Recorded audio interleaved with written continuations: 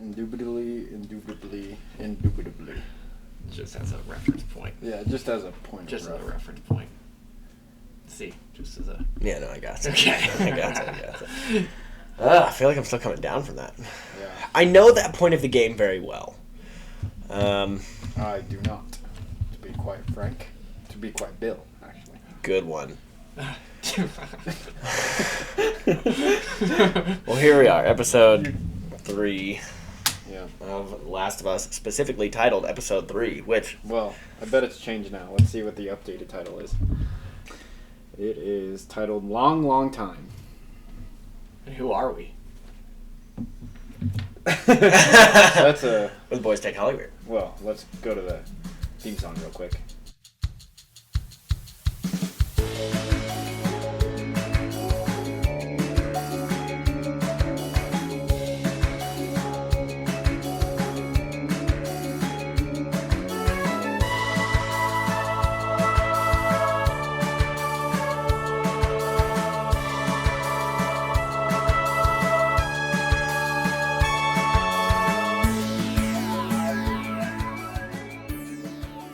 And we're back.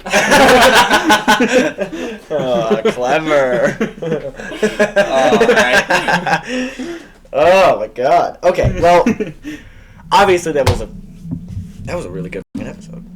Wait, real quick. We are the Boys Take Hollywood. Okay, this is Nick, Brandon. You know, it doesn't matter, and Hudson. Okay. Debatable. All right, so we're introduced. We're talking The Last of Us, season 1, episode 3. And you said it was called Long, Long Time? Long, long time. I guess, so 2/3 of us know that portion of the game very well, and I'm sure we have very similar feelings about that. So, Nick, you should go first. Yeah, I want to know How do what you feel about yeah, the like regular episode just thoughts? as an episode? Well, just as an episode of a show that you like without knowing that portion of the game. Okay, well, when playing the game, you know, I know it like bare bones. So, like, I do remember, I guess, the plot of Bill.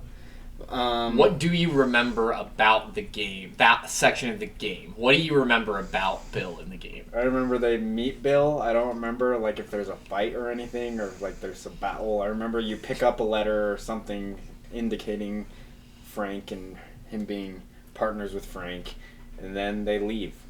And I remember it's kind of tense at the end. I don't really remember the specifics, and it just feels... at least in my memory, it's just another level that you have to beat in order to continue the process. But this episode made it feel like, oh my gosh, this is just another thing screaming Joel in the face like he needs to take care of Ellie. Mm-hmm. Like the Ellie reading that letter, and then Joel just taking all that in and then still deciding he needs to pawn her off when they stop in Wyoming. Like it just feels like another piece in his character's journey of why he needs to take care of Ellie, which I didn't get from the game, but I'm sure it does develop. Oh, not really. I mean, the honestly, game is very different storyline wise for Bill. Mm-hmm. I remember obviously that you get there and Bill's still alive. Well, yeah, Bill's a cynical character in the game, but like he doesn't have that change from Frank, like making him think I need to take care of someone. In fact, it implies that him and Frank ended badly. Because the letter that you find, he reads it, and it's basically Frank telling Bill that he didn't really like him much toward the end, and that he was a piece of shit. And then, like, Bill reads the letter, and he goes, oh, well, fuck him. And he throws the letter away, and he's just trying to act all like, whatever, I guess I didn't matter to you much. And he finds Frank hanging. Yeah, that's it. I was going to say, I'm pretty sure Frank killed himself. Because, and then he finds, like, infected bites all over him. So Frank, like, it implies that Frank got bit. They were probably, like, split up. Or not on talking terms. Frank... living in separate parts of the town. It seems like it, because you just happen to stumble across him, and Joel's like, what, you know that guy or something? And he's like, that was Frank. He was my partner. And then he, like, kind of gets emotional. And then you find that note in the garage, and you can, like, go give it to Bill. It's all optional. That's what's crazy. You could decide not to give it to Bill. You could just find that note lying around. It's not anything... You could miss that whole thing. And you could. You find it, and then if you, like, have the note, and then you walk up to Bill, give him one of those little, like... Tap the speak icons or the whatever. dialogue option, and then you click it, and then he's like, Bill, I think you should have this. And he like hands it to him, and then he's kind of reading it. And like you can read the letter too, but then it's just like he stops, reads it for a few seconds, and it says a bunch of stuff like, I think you're kind of like a piece of shit. I can't remember it exactly or something. Wow. Like God. Yeah. But it's implied that Bill hadn't read the letter. Yeah, no, because Yeah. it's like you're in Frank's house and you find his whatever house You he's find it staying in Frank's house. Mm-hmm. Yeah. So that's a good point, Hud. They are staying in like separate houses, Yeah. it seems, and they're just not involved. Wow. Yeah. It's so different. Now that I'm really thinking into, like, I remember it being very different for, I mean, numerous reasons, but just in terms of Bill and Frank's relationship, that alone was right. immensely different. I think it's smart to identify like all the differences, and then we can say whether we like the changes or not. Oh, man. Cause, Wow, that's nuts. Because Bill also, in the book, the game, there's this... In the book. Yeah, in the book. There's this big moment when he first meets him, and it's like kind of a through line, or like they used it in the trailers for the game and all this stuff, but like he's basically heavily encouraging Joel, you should not be trying to go through with this mission. Like, and he tells him that like, he says like, I once had someone I cared about or something like that. And he's like, but the only thing that's good for in this world is getting you killed or something like that. And so in this, like Frank like taught him kind of the opposite. Like that should be his purpose. So I think that's an interesting change. Yeah, well, both the last 2 episodes have somewhat ended with a big fat message getting thrown in Joel's face, and he's basically denying it still. Yeah, I don't think he's denying it. I just don't think he's apprehensive he's not applying it to Ellie yet. Yeah, he is applying it elsewhere. Yeah, like that. Well, and especially because Bill's letter mentioned Tess specifically, he's gonna immediately relate that to Tess, and then he just is not yet applying that logic to Ellie.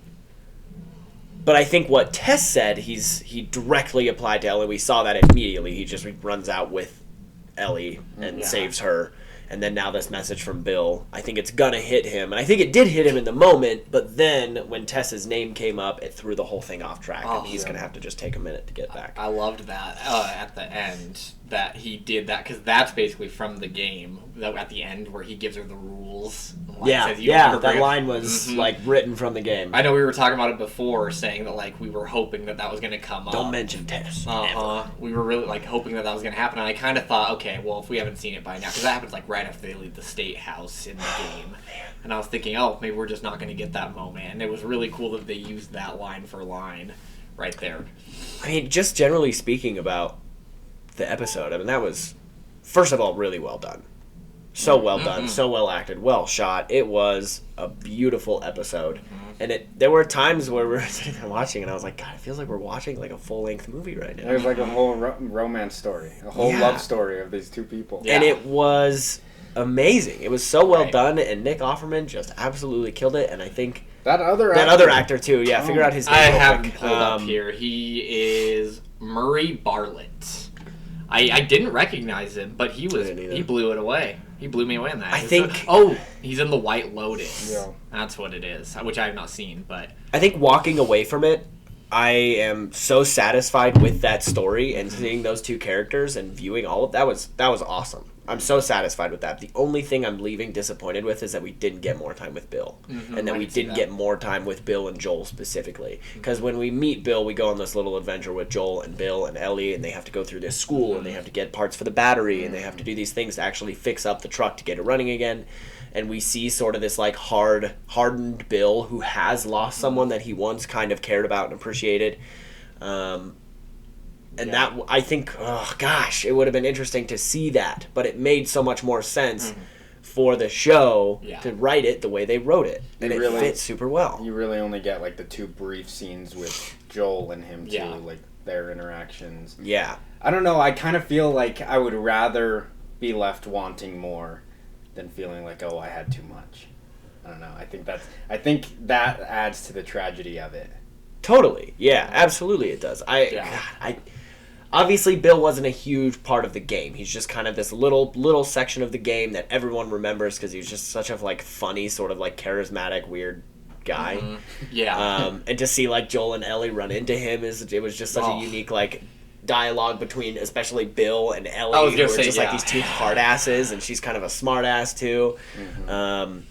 And I was really looking forward. The whole episode, I was very much looking forward to the modern day reunition of Bill and Joel, and then meeting Ellie. And I was actually kind of bummed to not get that. Yeah. But I wasn't I was bummed I didn't get that, but I was not at all disappointed with what we did get. Yeah.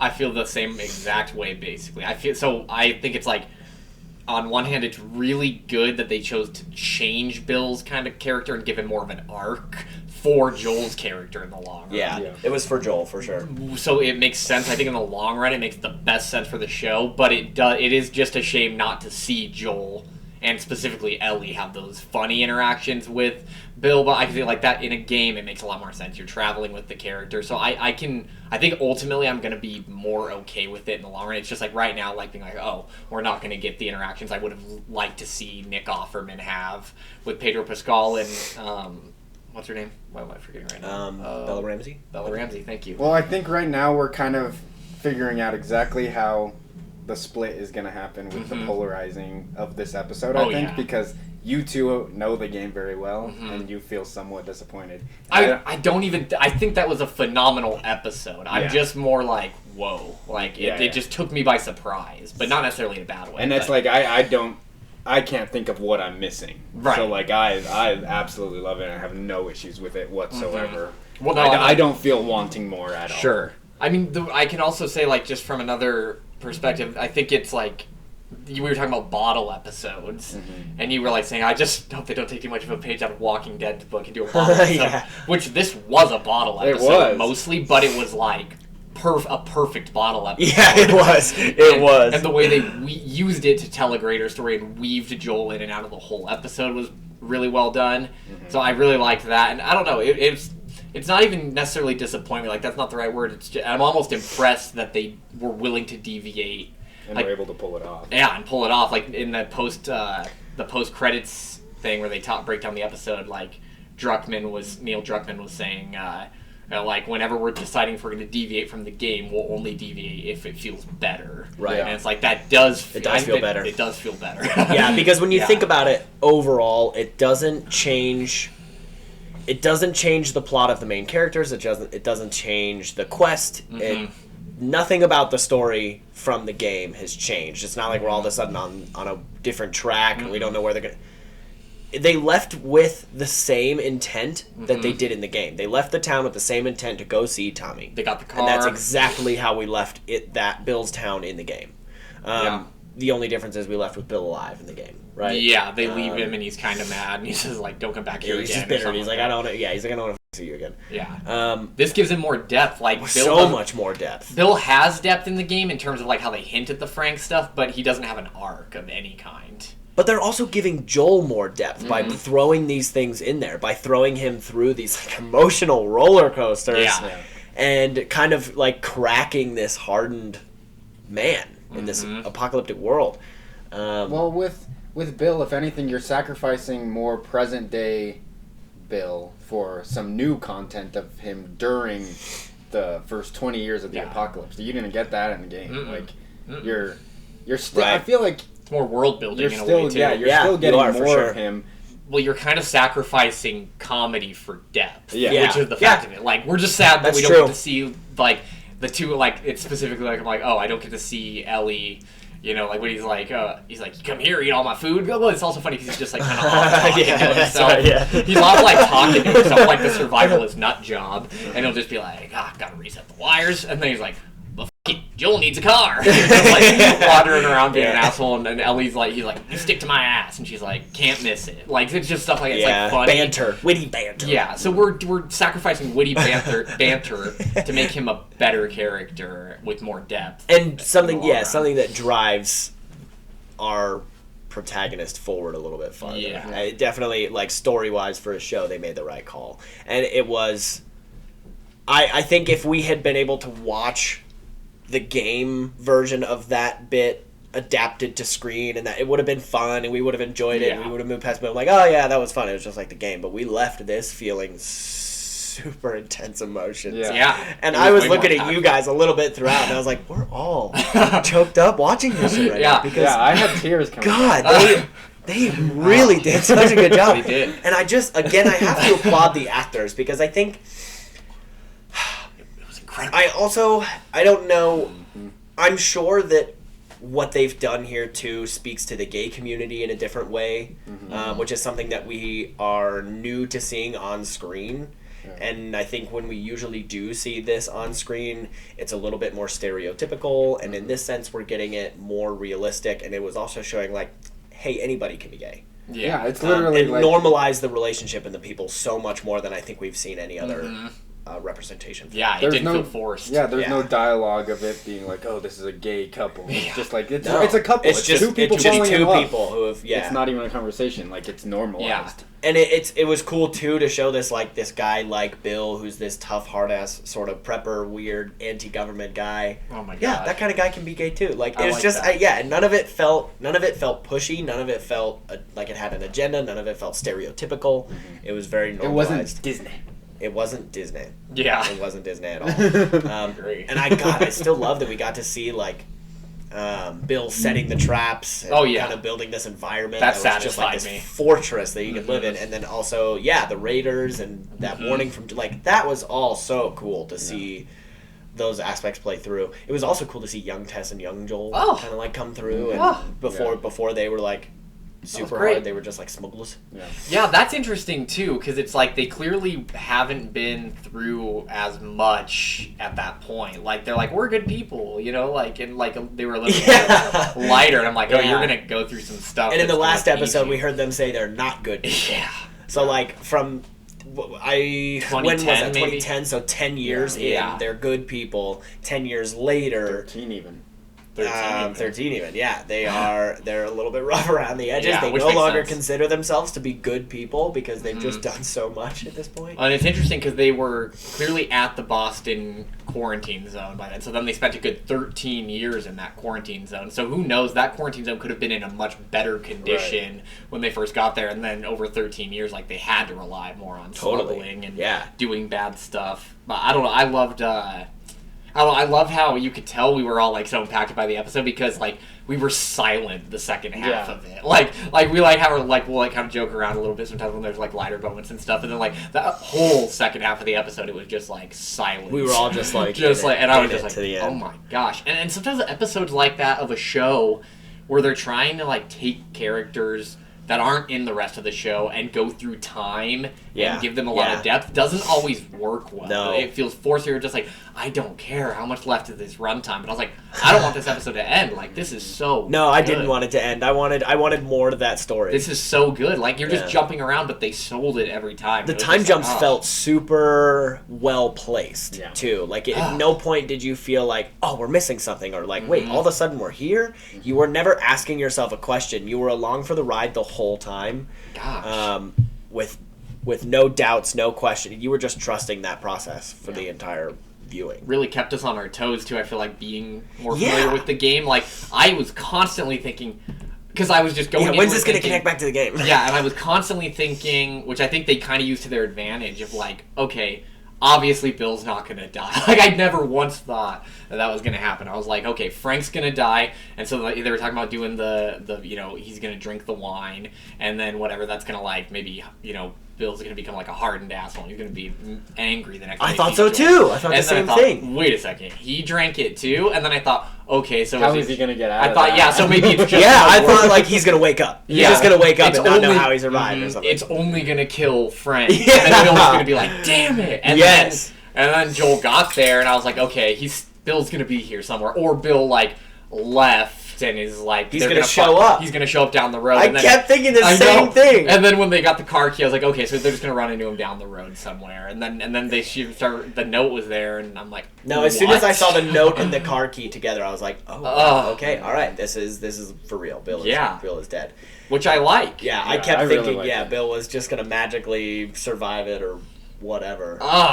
But then, I mean, his his reasoning made all the sense in the world. He was like, I'm older, I got nothing else. Why would I keep going? It makes no sense for me to keep going. And it didn't make sense for him to keep going, given the storyline that they just gave us. Mm-hmm. Even when they started to show Bill and Frank age up in that final time jump, I was kind of like, oh, interesting. It's going to be weird to see Joel run into, like, an old Bill, because he's not really old when he runs into him in the game. So I'm like, that's going to be interesting. And I was like, oh, I see. They're not going for that at all.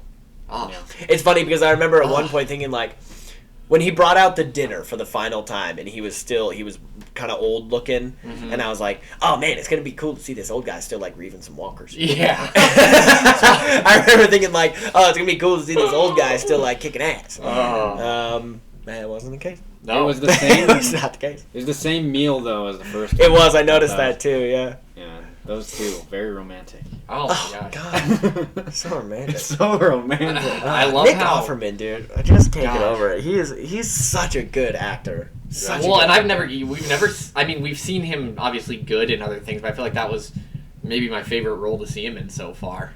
And like it was just so different than what we've ever seen. I told you guys, Hearts Beat Loud. Yeah, you gotta watch that movie. Yeah. We'll do an episode for that one because that movie is so good, and Nick Offerman's performance is wild. That song moment when they're first playing on the piano, that was goosebumps. Yeah, so good. That's when I was kind of like, okay, this is gonna be real good. Like you could tell right from that point on, like, oh, okay. There was some very clear direction, very clear screenwriting here. Like just the fact that like everything was tying back to the beginning of their relationship. Like Joel and Ellie are listening to the same song that Bill and Frank played. And I wonder if Long Long Gone is the song title, maybe? That's what I was wondering where the title came from. And I was also like, why didn't they reveal that right away? Because it's not a revealing title by any means. But maybe that's just HBO's like preset. Yeah. They just don't reveal the title until... I don't know why, but that was how they did it with House of the Dragon, too. It's the same kind of deal. Also, just while talking about HBO, they do a great job with their, like, the week... that's why I actually like watching the weeks ahead teasers, because they don't really spoil anything. They don't. Like, and I noticed that with House of the Dragon, every week to week one, I would get kind of an idea of what's going to... I'd be like, oh, I can kind of predict what's going to happen next week. And then not at all. Like with this one, how, you know, there's that scene with Nick Offerman being like, call Joel. And we thought, that's going to be the 80s thing and him calling for help. But that was years ago. Yeah. It just to, like, kind of develop his and Frank's relationship more. Like, this idea of, like, if I die, you call Joel so that he can take care of you. Yeah, the teaser for the week ahead didn't actually... show me anything about I almost want to watch it again. I almost want to watch the teaser for the week ahead again. Yeah. Just to kind of see, like, what were they setting us up to think? I know. I feel like they were kind of trying to... There was a lot of action, I feel like, in the... It did look like there was a lot more action. They used I feel like they used that scene of the Raiders attacking, and I kind of tricked myself into believing, so Raiders are attacking, Joel and Ellie are going to have to come and save him. I could have sworn I saw an image of them in the school...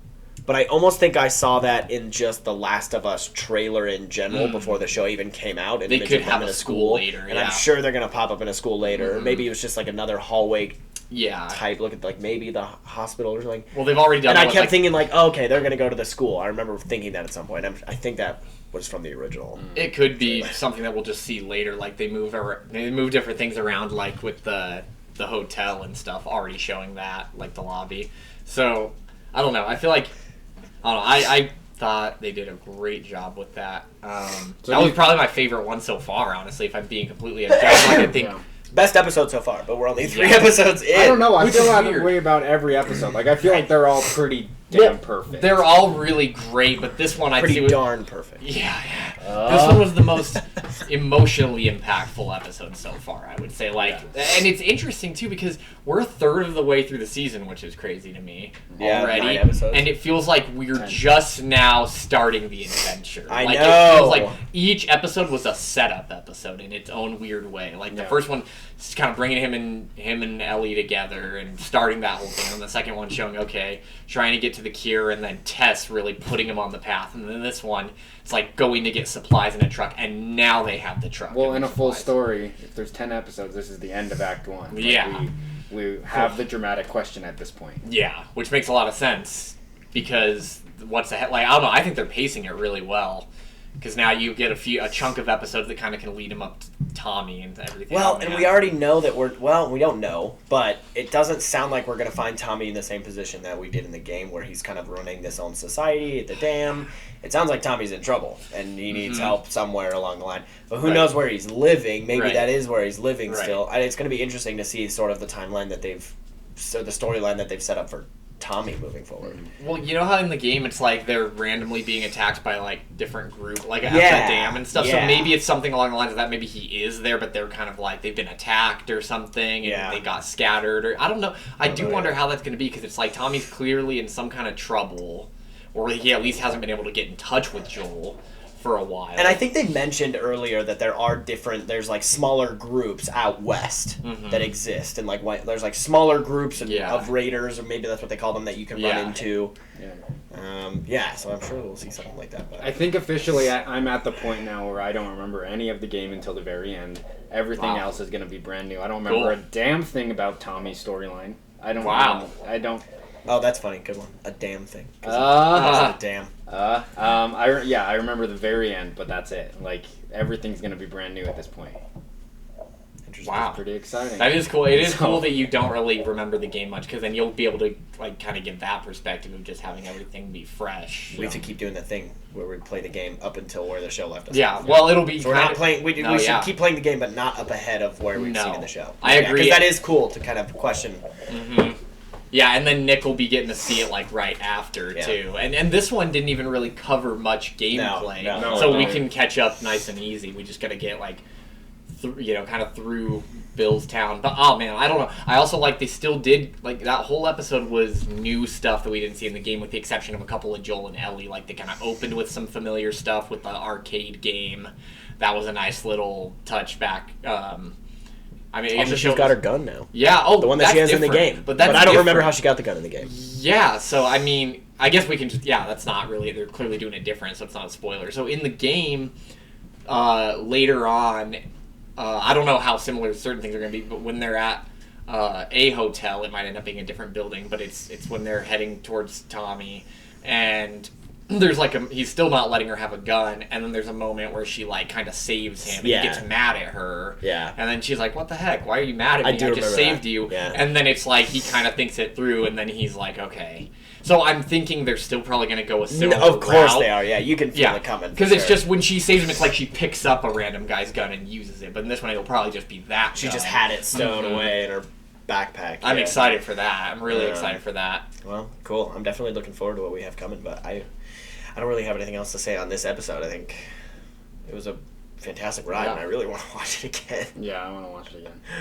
Wait, okay, I have one more thing to say. I think going back to how the two main actors couldn't play the game before acting it, I think we are starting to see some differences, like fundamental differences in who they are as characters. Specifically, like Joel, I'm noticing a lot of differences on how he interacts with Ellie. In the game, you would get like he still is like warm sometimes. Still warm, and there's still these moments where he's kind of patronizing her, I guess, to the point where it's like he's not very interested, but he'll pity her enough to show interest in what she's saying. And I feel very much like he's just totally shutting her down. Oh yeah. And I feel like if he had played the game, he would start mimicking those things. In the script, I don't think it's written like, it's flat out shutting down as opposed to pitying or patronizing. Yeah.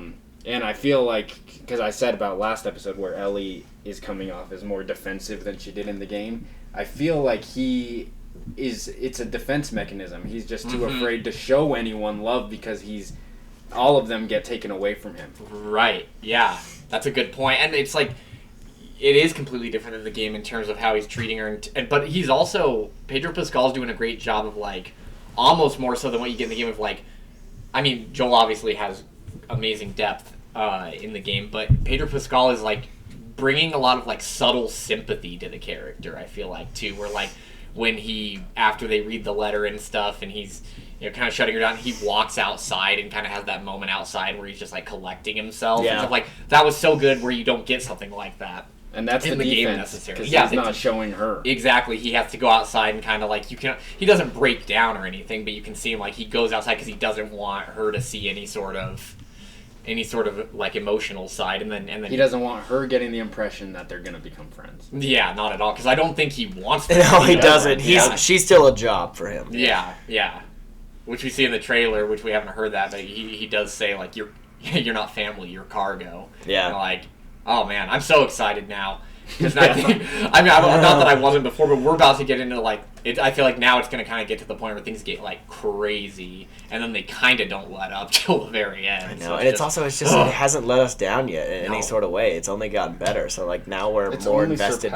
Yeah, we're so much more invested in this ride at this point than we were when we were about to start the first episode because we were still so nervous. But now we're hooked. They've got us, and they're doing a fantastic job. And honestly, it's officially an elite show. Oh, it is. Oh, it's so yeah. Good. It's so good. It's definitely. Oh man, it's amazing. But we're like through the slowest parts of the story too now, and they were amazing. Like they were so captivating and good. Well told story. Yeah. Now we're gonna get sort of into the action and the heat of it all. I'm excited. Well, what do you guys rate it, and then we'll. Rate it out of what? Who's rating so system? There's gonna be dead air. Nick rates it the way he rated the last one. I was thinking like I don't know. I was thinking like a good 4.7 Nick Offerman lamb chops out of 5. Okay, yeah. Something like that. I rated 4.8 out of 5 Linda Ronstadts. Right on. Thanks for no dead air. just yeah. Let's Thanks for no dead air. Oh man. Right on.